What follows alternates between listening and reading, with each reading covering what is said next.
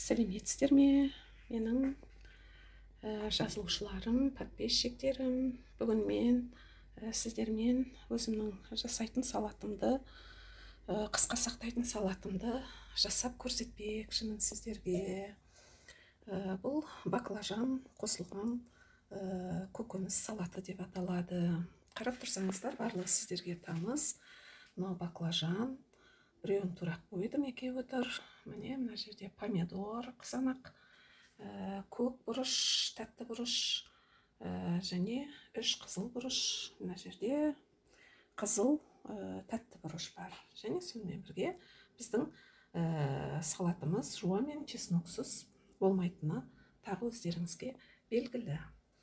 Енді осы көкөністердің барлығын біз мынадай төртбұрышты етіп, квадрат етіп, көбік етіп тураймыз.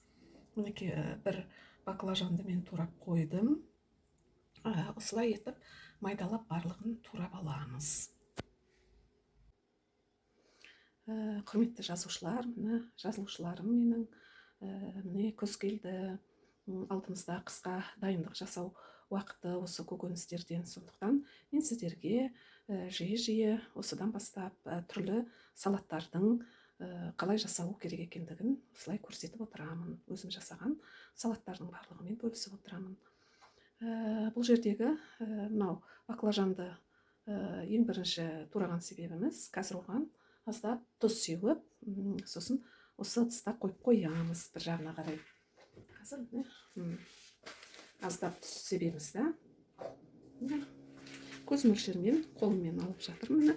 Осылай бұлай тұз сеуіп қоямыз. Ол жаңағы баклажанның жаңағы горечь дейді ғой, яғни қышқылтым несін, дәмін тұз жойып алып кетеді. Қазір бұны біз осылай салғаннан кейін араластырамыз қасықпенен. Сонда бұл жаңағы үстінен былай тарта сеп қоямыз.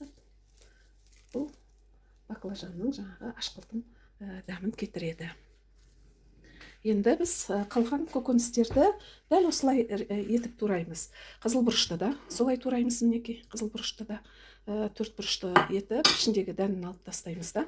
Көк бұрышты да солай, қызанақты да, яғни демек помидорды да солай тураймыз. Жуанны да көбек қып тураймыз. Чеснокты жаңағы майда қып турау керек, не болмаса чеснокты арнайы қысқышпен қысып саламыз.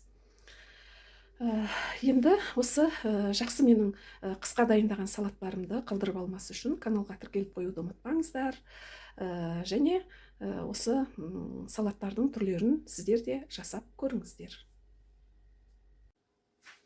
Енді мінекей көк бұрышпен, жаңағы жасыл бұрышпен қызыл бұрышты мінекей дайындап турап алдық.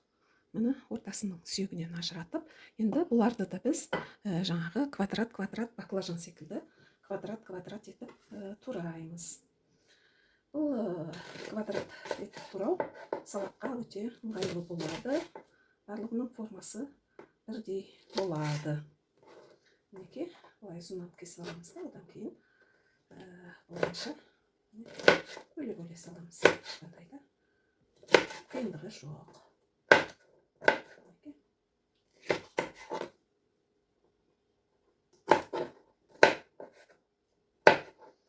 Осылай тураймыз.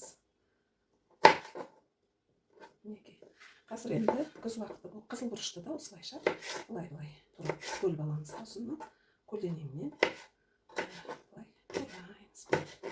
Қазір енді гүлдерді осылай күте жүріп, гүлдерімізді де өсіре жүріп, қысқа да дайындықты ұмытпауымыз керек. Сондықтан арасында осындай көкөніс салаттарын жасаумен бөлісуді де сіздермен жөн көріп отырмын. Қазір бұл салаттардың әрбір көкөністің түрі, яғни қызыл бұрыш 400 граммдай, ыдысқа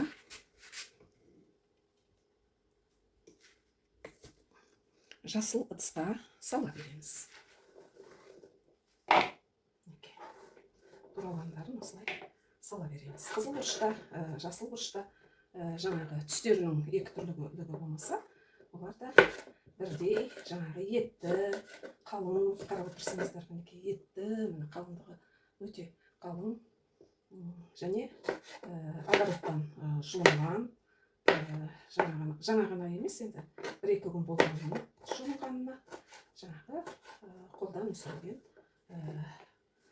нелер, көкөністер. Міне енді помидорды да квадраттап тураймыз. Жуаны да қазір көрейік турап. Бұны да жаңағындай былай етіп тураймыз. 1, 2, 3-ке былай бөліп аламыз, былайына. Сосын ақырын турай береміз.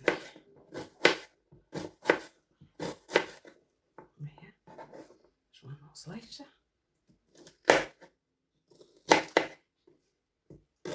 Сонда осы бөлініп шыға береді. Ең соңғы қалғанын істеп жүруге болады. Жуаны да осылайша тураймыз. Мінекей. Барлық жуаны да тураймыз. Жуада жаңағы 3 бас жуа үлкенірек, сондықтан бұлар да жарты келі. Енді помидорды да осылай кубик ретінде тураймыз. Ол үшін мұны былай тоже 1 сантиметр одан да кішкене үлкенірек етіп кесіп аламыз. Түбін кесіп тастаймыз кішкене. Енді бұларды жаңағы былай кубик ретінде тураймыз. Помидорларда етті помидор екен. Етті помидор. Суы аз, міне жақсы болады бұл салатқа. Суы жаңағы көп болып кеткеннен гөрі. Міне осылайғы помидорды да жаңағы кубик қылып тураймыз. Түбін алып тастаймыз. Түбі онша қатты не емес. Дегенмен болса да алып тастаймыз.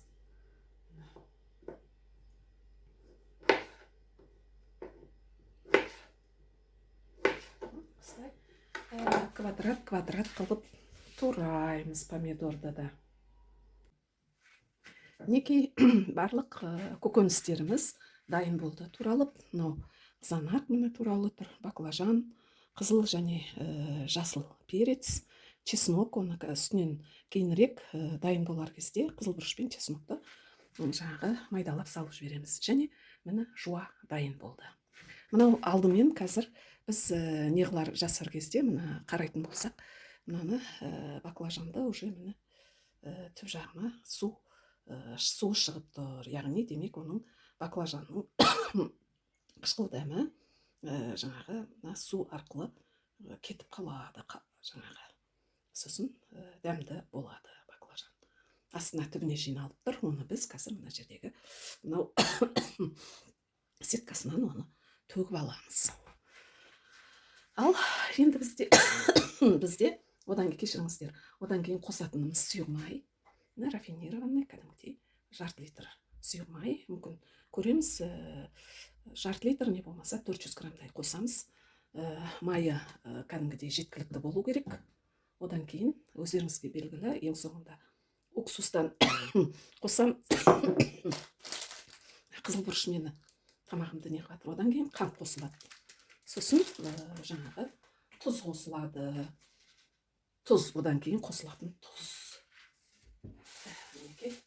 Тұз кәдімгідей ас тұзы, осы ас тұзынан қосылады. Бұлардың қанша қосылатынын мен сосын жаңағы видео барысында айтатын боламын. Және сонымен бірге ссылкада астына жазып қоямын.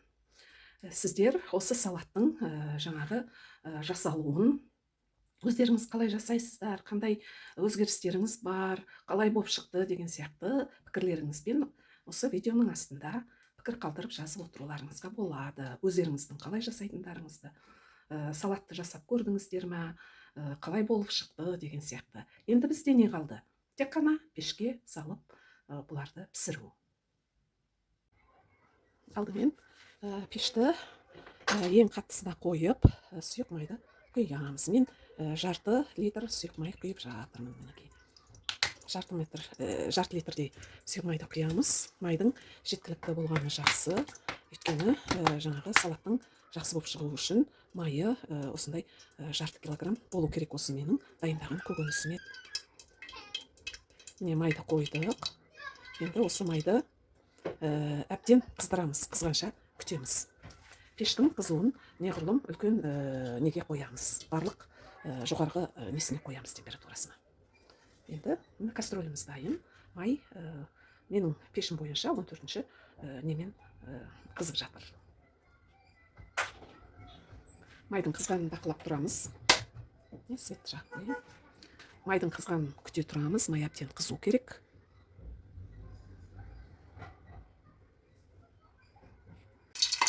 Майымыз қызды. Енді ең алдымен қызған майға біз мына туралған жуан саламыз. Жуан саламыз.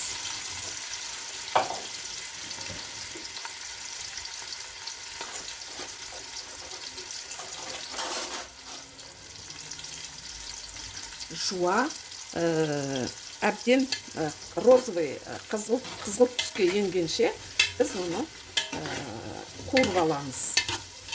Күйіп кетпеу керек, тым қоңыр болып кетпеу керек. Жаңағы жуа әбден қуырылу керек. Сарғыш түске енгенше қуырылады. Тым қатты да қуырып жібермейміз. Шикідей қылмаймыз. Бір қалыпты неге келтіреміз жуаны. Жуаның ішінде көрініп тұр. Жаңа ғана салынды. Енді осыны сарғылт түске енгенше күтеміз. Мінекей жуада әбден пісті, қуырылды. Сары түске ене бастады арасында кейбір жерлері. Міне дәл осы уақытқа келген кезде біз мынау қызыл бұрыш пен жасыл бұрышты саламыз. Мінекей қызыл бұрыш пен жасыл бұрыш салынды. Енді осыны араластырамыз. Бұларды да жұмсарып піскенше осы майда ұстаймыз. Міне бұлай араластырып қоямыз. Жуамыз біздің 5-7 минуттай майда жаңағы қуырылды. Енді осы қызыл бұрышты және көк бұрышты біз осылайша пісіріп аламыз. Бұны да бір 10 минуттай жаңағы пісіреміз. Міндетті түрде біздің осы көкөністеріміз піскенше, жұмсарғанша осылай майда қуырылу керек өзінің сөліне. Міне жаңағыдай емес, салғандағыдай емес, қызыл бұрыш пен жасыл бұрыштың цветтері кішкене басқа шарақ түске еніп, міне енді пісіп, жұмсарып 10 минуттай майда қайнап осылайша пісті. Ендігі кезек біздің қызанаққа келді, помидорға. Міне помидорды осы кезде үстіне саламыз. Помидорды саламыз. Мұны да жаңағы піскенше, жұмсарғанша осы қайнатырамыз осы неде.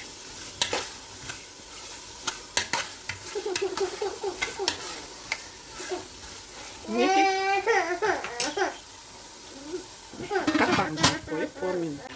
Не помидорда пісіп, соғы шығып, сөлі. Неке жұмсап келе жатыр. Қызыл бұрышта, ішінде ащы бұрышта әбден неғылды.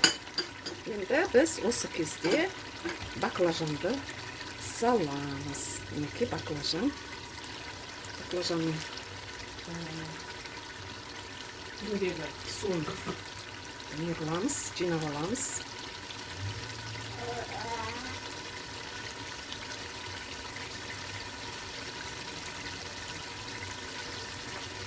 мінекей баклажанның түбінен мұнша су шықты.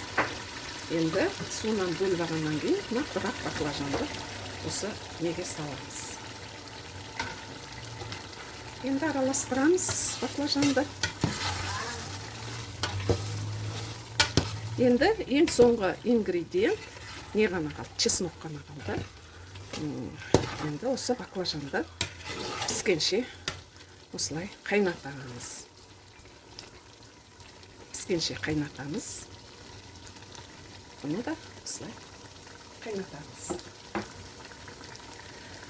Осы баклажанды салып болғаннан кейін, енді негізгі ингредиенттер салынып бітті.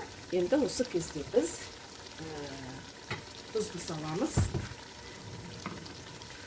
1,5 ас қасық толтырып, былай үйіп, толтырып 1,5 ас қасық саламыз. Қатты біреуін толтырмай, өйткені соңғы жағынан тағы да біз оның дәмін көреміз. Сол кезде аздау болса саламыз тағы да. Негізі осы 1,5 үлкен ас қасықпен тұз салдық. Енді одан кейін міндетті тағы ингредиент бұл қант. Қантты мінекей қантты қазір мінекей біреуін үйіп салдым. Екіншісін тоже үйіп салдым. Екі үйіп қант салдым. Енді осыны араластырып жібереміз да. Баклажан жұмсарып піскенше бұны тағы да қайнатамыз.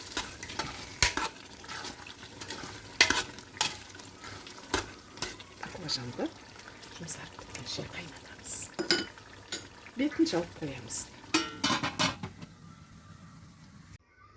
Ал, енді банкілерге құямыз. Мына жерде 2 банка тұр.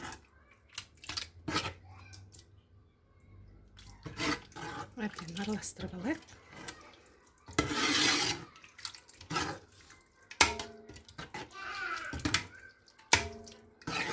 Дайын болды.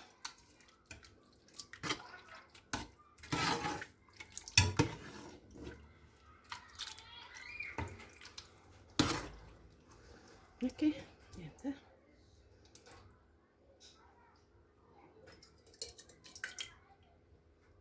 бұларды банкіге жылы күйінде құямыз.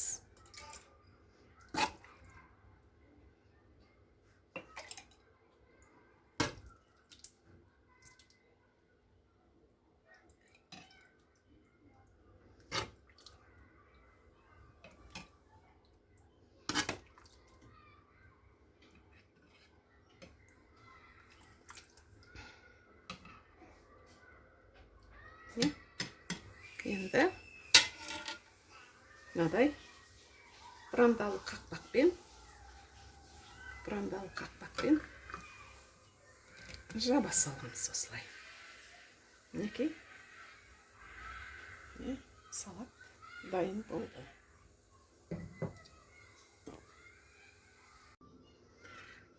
Салатымыз дайын болды. Енді үстіне мен жаңа мынандай бір кішкене қасықпен уксустан құйдым. Бір шай қасық уксус құйдым, құйып жібердім оны. Сондықтан қазір қайтадан құймаймын. Мынадай уксус. Бір қасық. Енді осы салаттарды 0,75 жаңағы банкілерге бөліп салып, аузын бұралатын банкіге салып, жай ғана бөлмеде температурасында сақтауға болады. Холодильникке де қойып қоюға болады, орын болса. Ал, енді банкілерге құямыз. Мына жерде 2 банка тұр. Әбден араластырып алайық.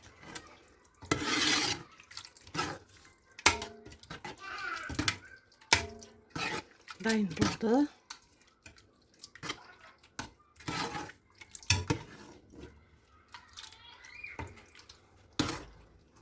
Мінекей, енді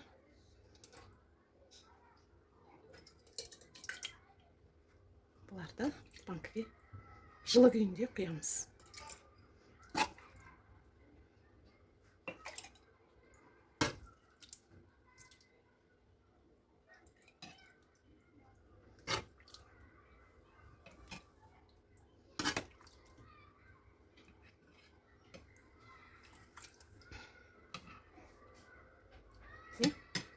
Енді мынадай бұрандалы қақпақпен жаба саламыз осылай. Мінекей, салат дайын болды.